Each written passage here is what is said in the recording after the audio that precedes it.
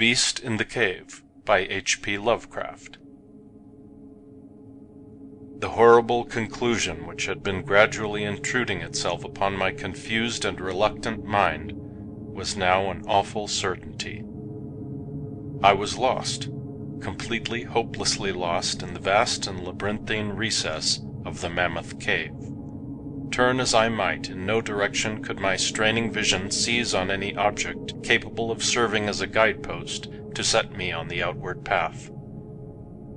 That never more should I behold the blessed light of day, or scan the pleasant hills and dales of the beautiful world outside, my reason could no longer entertain the slightest unbelief. Hope had departed. Yet, indoctrinated as I was by a life of philosophical study, I derived no small measure of satisfaction from my unimpassioned demeanor, for although I had frequently read of the wild frenzies into which were thrown the victims of similar situations, I experienced none of these, but stood quiet as soon as I clearly realized the loss of my bearings. Nor did the thought that I had probably wandered beyond the utmost limits of an ordinary search cause me to abandon my composure even for a moment. If I must die, I reflected, then was this terrible yet majestic cavern as welcome a sepulchre as that which any churchyard might afford, a conception which carried with it more of tranquillity than of despair. Starving would prove my ultimate fate, of this I was certain. Some, I knew, had gone mad under circumstances such as these, but I felt that this end would not be mine. My disaster was the result of no fault save my own, since unknown to the guide I had separated myself from the regular party of sightseers, and wandering for over an hour in forbidden avenues of the cave, had found myself unable to retrace the devious windings which I had pursued since forsaking my companions. Already my torch had begun to expire. Soon I would be enveloped by the total and almost palpable blackness of the bowels of the earth. As I stood in the waning, unsteady light, I idly wondered over the exact circumstances of my coming end. I remembered the accounts which I had heard of the colony of consumptives who, taking their residence in this gigantic grotto to find health from the apparently salubrious air of the underground world, with its steady, uniform temperature, pure air, and peaceful quiet, had found instead death in strange and ghastly form. I had seen the sad remains of their ill-made cottages as I passed them by with the party, and had wondered what unnatural influence a long sojourn in this immense and silent cavern would exert upon one as healthy and vigorous as I.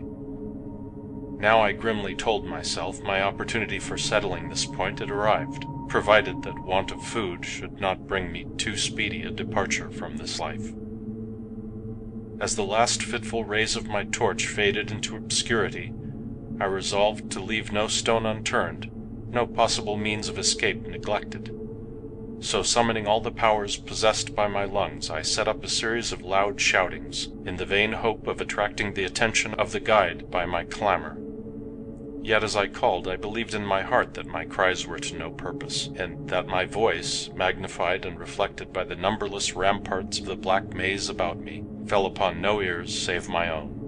All at once, however, my attention was fixed with a start as I fancied that I heard the sound of soft approaching steps on the rocky floor of the cavern.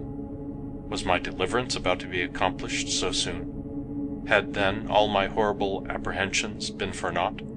And was the guide, having marked my unwarranted absence from the party, following my course and seeking me out in this limestone labyrinth? Whilst these joyful queries arose in my brain, I was on the point of renewing my cries, in order that my discovery might come the sooner, when in an instant my delight was turned to horror as I listened, for my ever-acute ear, now sharpened in even greater degree by the complete silence of the cave, bore to my benumbed understanding the unexpected and dreadful knowledge that these footfalls were not like those of any mortal man. In the unearthly stillness of this subterranean region, the tread of the booted guide would have sounded like a series of sharp and incisive blows. These impacts were soft and stealthy, as of the paws of some feline.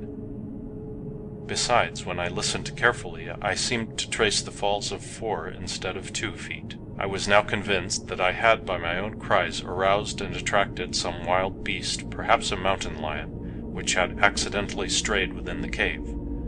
Perhaps, I considered, The Almighty had chosen for me a swifter and more merciful death than that of hunger. Yet the instinct of self-preservation, never wholly dormant, was stirred in my breast, and though escape from the oncoming peril might but spare me for a sterner and more lingering end, I determined nevertheless to part with my life at as high a price as I could command. Strange as it may seem, my mind conceived of no intent on the part of the visitor save that of hostility.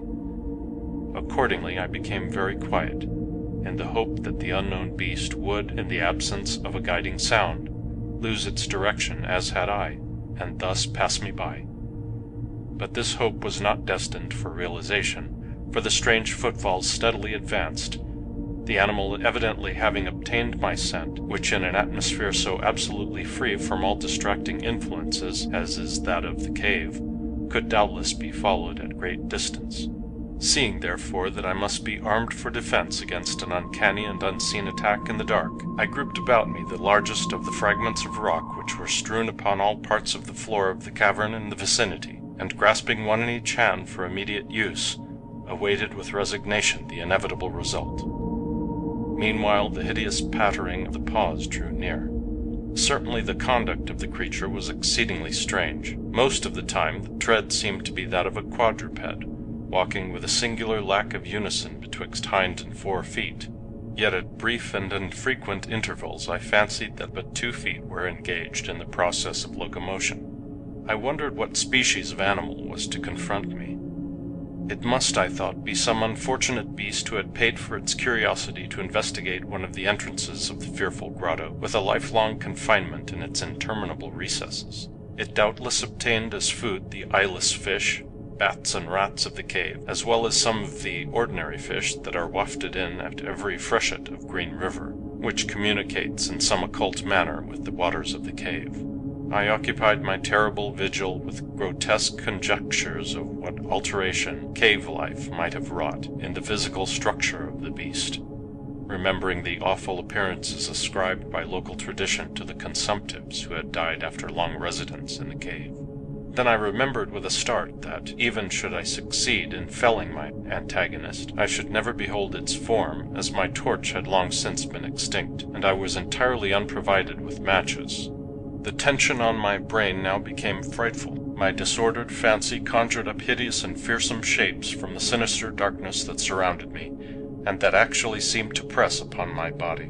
Nearer, nearer the dreadful footfalls approached. It seemed that I must give vent to a piercing scream, yet had I been sufficiently irresolute to attempt such a thing, my voice could scarce have responded. I was petrified, rooted to the spot. I doubted if my right arm would allow me to hurl its missile at the oncoming thing when the crucial moment should arrive. Now the steady pat-pat of the steps was close at hand, now very close. I could hear the labored breathing of the animal, and terror-struck as I was, I realized that it must have come from a considerable distance, and was correspondingly fatigued. Suddenly the spell broke. My right hand, guided by my ever-trustworthy sense of hearing, threw with full force the sharp-angled bit of limestone which it contained, toward that point in the darkness from which emanated the breathing and pattering, and, wonderful to relate, it nearly reached its goal, for I heard the thing jump, landing at a distance away, where it seemed to pause. Having readjusted my aim, I discharged my second missile, this time most effectively, for with a flood of joy I listened as the creature fell in what sounded like a complete collapse, and evidently remained prone and unmoving. Almost overpowered by the great relief which rushed over me, I reeled back against the wall. The breathing continued in heavy gasping inhalations and expirations, whence I realized that I had no more than wounded the creature. And now all desire to examine the thing ceased. At last something allied to groundless, superstitious fear had entered my brain, and I did not approach the body, nor did I continue to cast stones at it in order to complete the extinction of its life. Instead, I ran at full speed in what was, as nearly as I could estimate in my frenzied condition, the direction from which I had come. Suddenly I heard a sound, or rather a regular succession of sounds. In another instant they had resolved themselves into a series of sharp metallic clicks. This time there was no doubt. It was the guide. And then I shouted, yelled, screamed, even shrieked with joy, as I beheld in the vaulted arches above the faint and glimmering effulgence which I knew to be the reflected light of an approaching torch. I ran to meet the flare, and before I could completely understand what had occurred, was lying upon the ground at the feet of the guide, embracing his boots and gibbering despite my boasted reserve in a most meaningless and idiotic manner, pouring out my terrible story and at the same time overwhelming my auditor with protestations of gratitude. At length I awoke to something like my normal consciousness. The guide had noted my absence upon the arrival of the party at the entrance of the cave, and had, from his own intuitive sense of direction, proceeded to make a thorough canvass of by-passages just ahead of where he had last spoken to me, locating my whereabouts after a quest of about 4 hours. By the time he had related this to me, I, emboldened by his torch and his company, began to reflect upon the strange beast which I had wounded but a short distance back in the darkness, and suggested that we ascertain by the flashlight's aid what manner of creature was my victim. Accordingly, I retraced my steps, this time with a courage born of companionship, to the scene of my terrible experience. Soon we descried a white object upon the floor, an object whiter even than the gleaming limestone itself. Cautiously advancing, we gave vent to a simultaneous ejaculation of wonderment, for of all the unnatural monsters either of us had in our lifetimes beheld, this was in surpassing degree the strangest. It appeared to be an anthropoid ape of large proportions, escaped perhaps from some itinerant menagerie. Its hair was snow white, a thing due no doubt to the bleaching action of a long existence within the inky confines of the cave. But it was also surprisingly thin, being indeed largely absent save on the head, where it was of such length and abundance that it fell over the shoulders in considerable profusion. The face was turned away from us, as the creature lay almost directly upon it. The inclination of the limbs was very singular, explaining, however, the alternation in their use which I had before noted, whereby the beast used sometimes all 4, and on other occasions but 2, for its progress. From the tips of the fingers or toes, long rat-like claws extended. The hands or feet were not prehensile, a fact that I ascribed to that long residence in the cave, which, as I before mentioned, seemed evident from the all-pervading and almost unearthly whiteness so characteristic of the whole anatomy. No tail seemed to be present. The respiration had now grown very feeble, and the guide had drawn his pistol with the evident intent of dispatching the creature, when a sudden sound emitted by the latter caused the weapon to fall unused. The sound was of a nature difficult to describe. It was not like the normal note of any known species of simian, and I wonder if this unnatural quality were not the result of a long-continued and complete silence, broken by the sensations produced by the advent of the light, a thing which the beast could not have seen since its first entrance into the cave. The sound, which I might feebly attempt to classify as a kind of deep-toned chattering, was faintly continued. All at once a fleeting spasm of energy seemed to pass through the frame of the beast. The paws went through a convulsive motion, and the limbs contracted. With a jerk the white body rolled over so that its face was turned in our direction. For a moment I was so struck with horror at the eyes thus revealed that I noted nothing else. They were black, those eyes, deep jetty black, in hideous contrast to the snow-white hair and flesh. Like those of other cave denizens, they were deeply sunken in their orbits, and were entirely destitute of iris. As I looked more closely, I saw that they were set in a face less prognathous than that of the average ape, and infinitely less hairy. The nose was quite distinct. As we gazed upon the uncanny sight presented to our vision, the thick lips opened and several sounds issued from them, after which the thing relaxed in death.